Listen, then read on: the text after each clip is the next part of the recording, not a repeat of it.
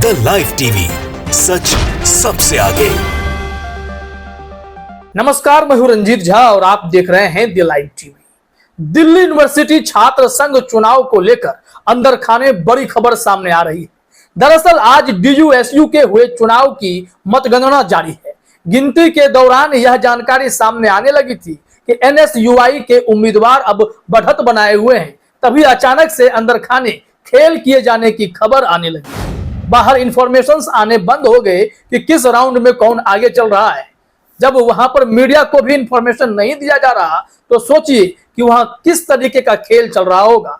DUSU में ABVP जो BJP समर्थित छात्र संगठन है, वो सब किसी न किसी रूप से चुनाव जीतने की जुगत में लगे हुए हैं और तभी वहां पर गिनती के दिन इतने बड़े खेल की खबर सामने आने लगी है। जरा अपने स्क्रीन पर आप देखिए, प्रशांत कनौजिया ने एक ट्वीट किया है। दिल्ली विश्वविद्यालय छात्र संघ डीयूएसयू के चुनावों की काउंटिंग में एनएसयूआई ने अध्यक्ष और उपाध्यक्ष पद पर जैसे ही लीड बनाई, वैसे ही अंदर से अपडेट आना बंद हो गए। मीडिया को भी अंदर जाने की मनाही है। ये कैसा लोकतंत्र है? तत्काल न्यायपूर्ण तरीके से गिनती शुरू होनी चाहिए।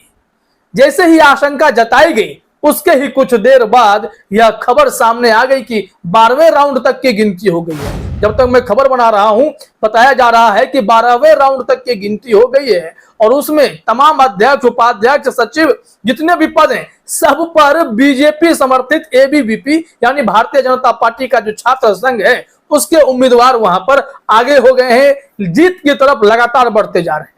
आखिर ये कौन सा खेल है कि थोड़ी देर के लिए आप इंफॉर्मेशन गायब कर दीजिए और उसके बाद जब इंफॉर्मेशन दीजिए तो यह पता चले कि एबीवीपी के उम्मीदवार जीत रहे हैं, जबकि लीड में एनएसयूआई का दावा है कि अध्यक्ष और उपाध्यक्ष के पद उनके खाते में जा रहे थे, रुझानों में बढ़त मिल रहे थे। लेकिन जब अचानक से गिनती की प्रक्रिया को अपारदर्शी कर दी जाएगी तो निश्चित तौर पर धांधली का आरोप तो लगेगा ही लगेगा। ऐसे में प्रशांत कनौजिया के ट्वीट पर एक पंकज नाम के ट्विटर यूजर ने रिप्लाई भी किया है, भाई कोई ना, हार मान लो, अभी सिस्टम किसी और के पास है। जिस दिन सिस्टम अपना होगा तो दिल्ली भी अपना और दिल्ली की सरकार भी। खैर, ये इनके कहने का अपना एक अंदाज हो सकता है, लेकिन इन्होंने निशाना साधा है कि सरकार की बात अगर करें या फिर छात्र संघ वाले सरकार की बात कर लें, हर जगह यह खेल चल पड़ा है कि चुनाव जीतने के लिए किसी भी हद तक भारतीय जनता पार्टी और उनके संगठन जा सकते हैं। वैसे भी आप देखेंगे देश भर में यह खेल चल पड़ा है कि जनादेश किसी को मिले। बीजेपी हमेशा इस जुगत में रहती है कि किसी न किसी रूप में सत्ता हासिल कर ली जाए। इसके लिए सत्ताधारी पार्टी के विधायकों को खरीदना पड़े, तोड़ना पड़े या उन्हें जांच एजेंसियों के सहारे डराना ही पड़ जाए। हर वो खेल कर दिया जाता है जिसके बाद विपक्ष शासित राज्यों की सरकारें तक गिर जाती है। तो सत्ता पाने की लालसा बीजेपी के अंदर इतनी है तो उनके इस तरीके के संगठन के नेताओं के पास भी तो यह लालसा होगी ही होगी। लिहाजा जब डीयूएसयू का चुनाव हुआ है और मतगणना चल रही है तो यहां भी बड़े खेल की खबर सामने आने लगी है। यह सरासर गलत है। अब जानते हैं कि कैसे ईवीएम को लेकर देश भर में आवाज उठने लगी है कि चुनाव बैलेट पेपर से कराने चाहिए, ईवीएम से नहीं। ईवीएम में धांधली हो जाती है और बीजेपी को इसका फायदा मिलता है, ऐसे आरोप लगाए जाते हैं।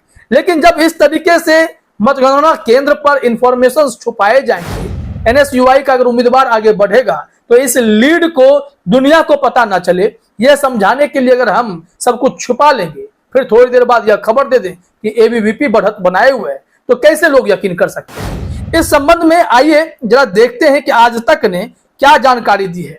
इनके लाइव फीड पर अपडेट आ रहे हैं। जो जानकारी है उसके मुताबिक बताया जा रहा है कि डीयूएसयू इलेक्शन रिजल्ट 2023 लाइव, चारों पदों पर एबीवीपी आगे, जाने 12वें राउंड तक कितने वोट मिले हैं। इसमें जो ब्रीफिंग है वो भी देख लीजिए। कहा जा रहा है कि DUSU election result 2023 live, Delhi विश्वविद्यालय छात्र संघ डीयूएसयू चुनाव के लिए वोटों की गिनती जारी है और केंद्रीय पैनल के सभी 4 पदों अध्यक्ष, उपाध्यक्ष, सचिव और संयुक्त सचिव के नतीजे जल्द ही घोषित होने की उम्मीद है। चुनाव में 24 उम्मीदवार मैदान में हैं। यानी कि इन 24 उम्मीदवारों में खास करके जो एबीवीपी के उम्मीदवार हैं उनके नतीजे जब आप देखेंगे तो हर कोई जीत गया होगा, बाकी जो दल होंगे उनकी वहां पर हार हो जाती है। ये डीयूएसयू में एक अलग सा खेल है। आप यहां पर अगर चाहेंगे कि एनएसयूआई का वहां दबदबा हो जाए तो देखा आपने, जैसे ही बढ़त मिलने लगी यहां खेल होना शुरू हो गया, तो निश्चित तौर पर आरोप तो लगेंगे। आइए जरा इस रिपोर्ट में देखते हैं कि जानकारी क्या है। इसमें कहा जा रहा है कि इस चुनाव में यानी दूसरे चुनाव में 3 साल के बाद सेंट्रल पैनल के 4 पदों अध्यक्ष, उपाध्यक्ष, सचिव और संयुक्त सचिव के लिए हो रहे हैं। अखिल Bharatiya Vidyarthi Parishad ABVP, All India Students Association AISA, Students Federation of India SFI और National Students Union of India NSUI सहित विभिन्न छात्र संघ समूहों के कुल 24 उम्मीदवार मैदान में हैं। इस दूसरे चुनाव नतीजे जल्द घोषित होने की उम्मीद है। बताया जा रहा है कि अब बहुत जल्द नतीजे घोषित हो जाएंगे, क्योंकि 12वें राउंड तक की गिनती हो गई और उसमें एबीवीपी को जीत दिखा भी दी गई है। तो हर अपडेट्स लगातार आज तक दे भी रहा है कि कुछ ना कुछ इसमें जो नतीजे आएंगे आपको तो पता चल ही जाएगा। लेकिन इस दौरान एनएसयूआई ने जो गंभीर आरोप लगाए हैं उसका क्या, उसके बारे में कोई 2 शब्द बोलेगा या नहीं बोलेगा। ये डूसू जो है यानी दिल्ली यूनिवर्सिटी स्टूडेंट यूनियन, उसके छात्र दिवंगत अरुण जेटली भी रहे। वहां से उन्होंने भी अपने छात्र राजनीतिक जीवन के सफर की शुरुआत की थी और फिर कहां से कहां तक पहुंचे थे। लेकिन अब जो सियासत हो रही है, इस सियासत में हमेशा एक संदिग्ध बातें, शक की गुंजाइश बनी रहती है। हमेशा ऐसा लगता है कि यहाँ खेल चल रहा है, भीतर घात होने वाला है, धांधली शुरू हो चुकी है। तभी तो एनएसयूआई ने यह आरोप लगाया है कि अगर उनके अध्यक्ष और उपाध्यक्ष आगे बढ़ रहे थे, रुझानों में आगे निकल रहे थे, तो अचानक से इंफॉर्मेशन देने क्यों बंद किए गए, और जब इंफॉर्मेशन आए तो फिर यह क्यों बताया जा रहा है कि एबीवीपी जो है लीड कर रहा है। कहीं ना कहीं यह बड़े खेल की ओर इशारा करता है। चलिए आपको बता देते हैं कि जो पिछले साल के आंकड़े थे वो क्या थे। आज तक ने लिखा है कि डीयूएसयू इलेक्शन रिजल्ट, पिछली बार के नतीजे 2019 में डीयूएसयू चुनाव परिणामों में अखिल भारतीय विद्यार्थी परिषद एबीवीपी ने 4 में से 3 सीटें जीतकर ऐतिहासिक जीत दर्ज की थी, जबकि national students of India NSUI ने 1 सीट हासिल की थी।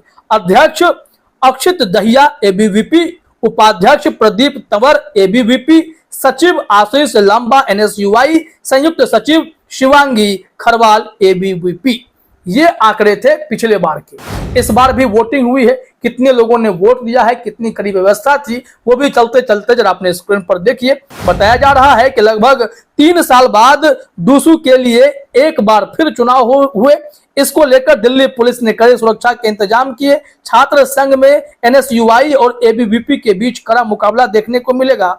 छात्र संघ चुनाव के लिए इस बार 1,17,000 स्टूडेंट्स वोट डाले हैं, जिसके लिए 52 वोटिंग सेंटर बनाए गए थे और 173 ईवीएम के जरिए ये वोटिंग की गई थी।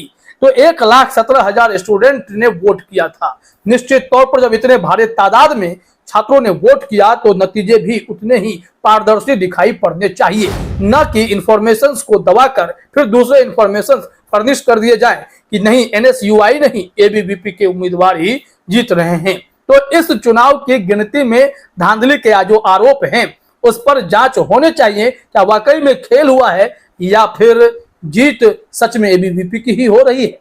फिलहाल इस वीडियो में इतना ही। आप सभी का हमसे जुड़ने के लिए बहुत बहुत धन्यवाद। द लाइव टीवी, सच सबसे आगे।